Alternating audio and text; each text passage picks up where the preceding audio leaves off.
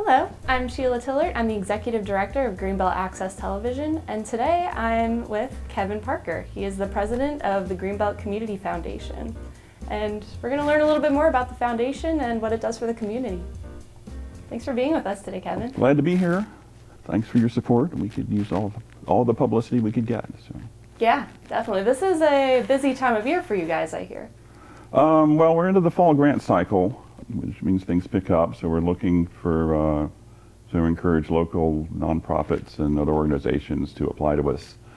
To the latter part of the year, we pass them off to committee for review, and then we on the board of directors make the final decision. And that's kind of when we do our real work. So. Yeah, awesome. Well, let's take a little step back for the people who don't know more about Greenbelt Community Foundation. Who are you guys? What do you do?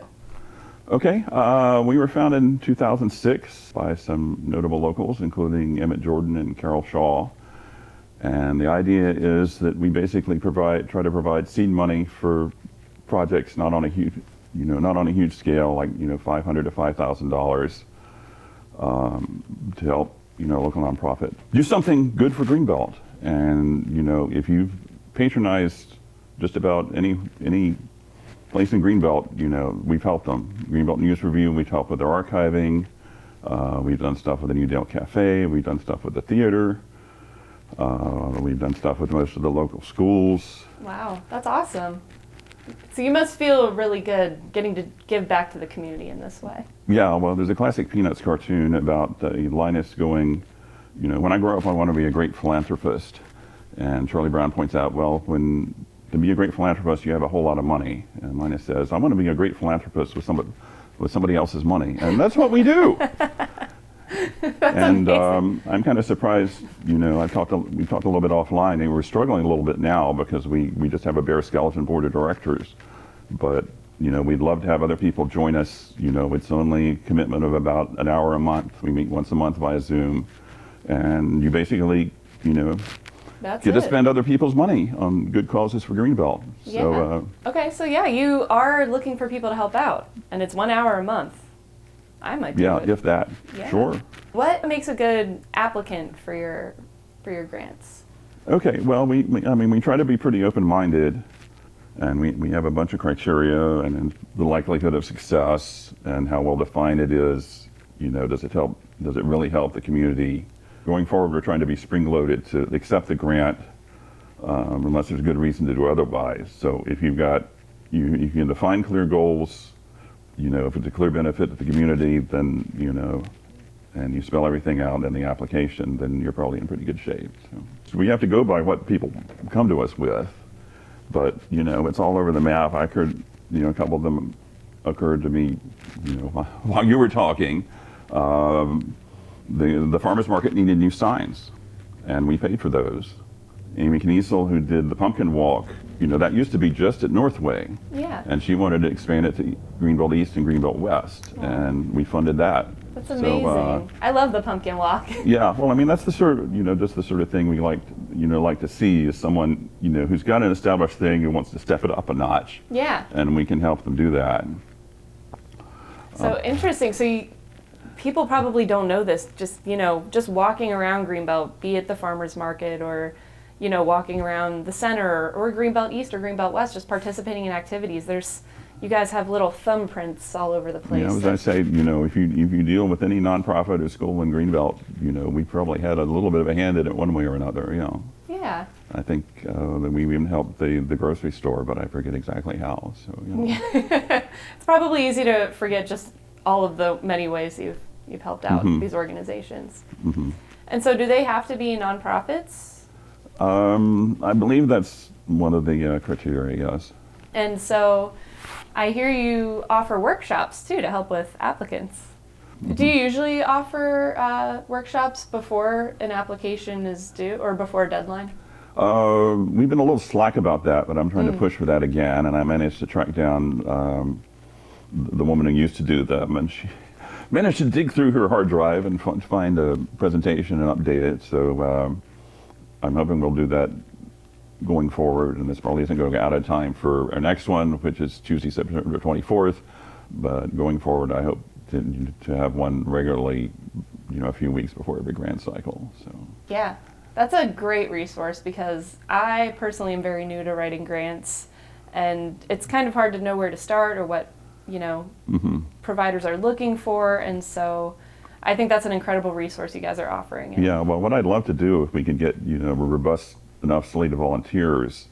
Back when I started, we had what we called liaisons, who were people who worked with applicants once their application had been approved to work through the process, because we want updates and we want a final report and whatnot. I'd like to get a liaisons to the level where we find out someone's interested and we can give them someone to do the hand holding and this is the form you need to fill out and you need to make sure you do this and do that. Yeah. So the workshop is a bit more limited, but I'm hoping it'll help. I'm sure it'll get a good turnout. I think a lot of people want to at least get into the art of grant writing. And are these workshops open to people who just want to learn more about grant writing, or is it mostly for applicants? It's mostly intended for applicants because it's very specifically oriented to our process, and Joni's literally going to go through the form and say, this is what you put here, this is what you put here, this is what you put here. Yeah. So, but I'm sure a lot of the concepts can be applied more generally. Yeah. How do you get the word out there? I know we're trying to push for that right now, and so what have you been doing before?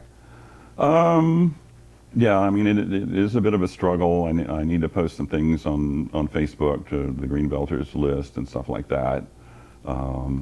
We didn't have an administrator for a long time, and now we've got one again, and she's going to work out and sending kind of a blast email to all our contacts about this information. And we got a half-page ad in the latest 2 issues of the News Review. Oh, good. So, we got one new board member from it already, so that was that's good. amazing. Yeah, she joined last night. So. Oh, great! Congrats. Yeah, that was kind of fun because she expressed an interest, and I said, well, sit in on the board meeting, at 7 o'clock, and we did some stuff, and at 7:30 I said, well, do you want to join? And she said yes, so all in favor. So.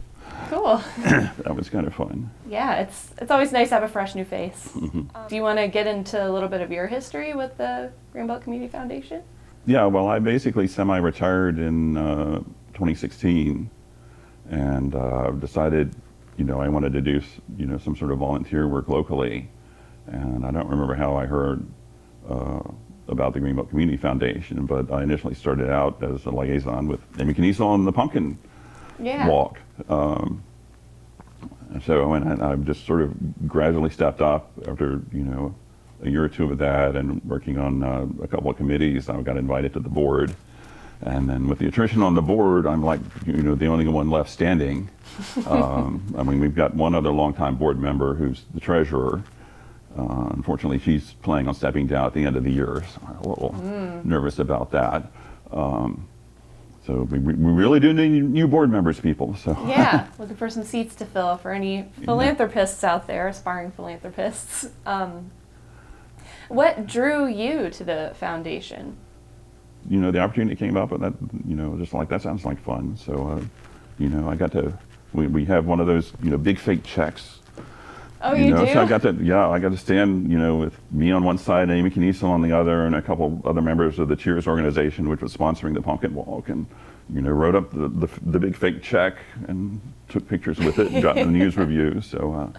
That's awesome. I always wondered what those are made out of. It's not a check you can bring to the bank. I know this now, but is it poster board? Is it flimsy? It's kind of like whiteboard material. Okay. Interesting. Because for this, you need to erase it and write in the name of whoever. So. Oh. But the check, image, it's pre-printed on there, and Greenbelt Community Foundation, that kind of stuff. Wow. So. I kind of wish I didn't know. You don't want to know how the hot dogs. It's a little less dramatic. Yeah. I know. Oh, you just erase it. And then you have to take it to the bank, and yeah. Yeah, exactly. What else do you feel like you would like for people to know about the foundation? We've helped a lot of organizations. I think we've made Greenbelt a lot better. We've spent, literally hundreds of thousands of dollars, on Greenbelt, and it's an interesting position. You learn a lot about, the volunteer organizations in the area, the nonprofits. Yeah. And the main thing is that, we're really kind of hurting right now. We don't have the staff to do what we'd like to do. And, I'd love to see the volunteer level get up to back up to where it was when I started, when we had enough for a full board of directors, as well as a bunch of volunteers supporting it. Sounds like you're going to need some help in order to help others. That's a good way of putting it. Yeah, I'm gonna, I think our motto should be something like, help us, help you, help Greenbelt, something like that. Yes. We could just put it below. Yes. That's amazing.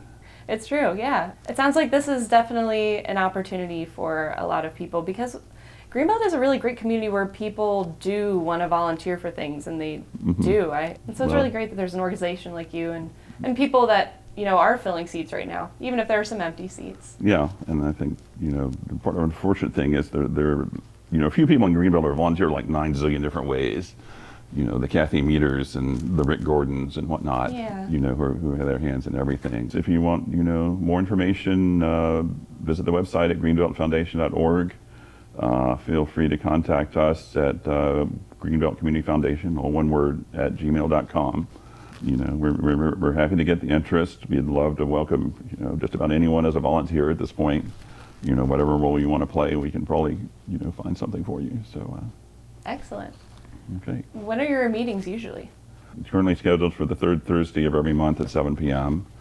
And it usually runs for half an hour, 45 minutes, usually not even an hour. So. Very and nice. it's generally the same time as the cult movie at the Greenbelt Theater, so you can set your watch by it pretty much. So. Well, great. Thanks so much for your time, Kevin. Okay, well, thanks for having me. Yeah, and thanks everybody for tuning in. If you want to volunteer or learn more about the Greenbelt Community Foundation, again, visit greenbeltfoundation.org.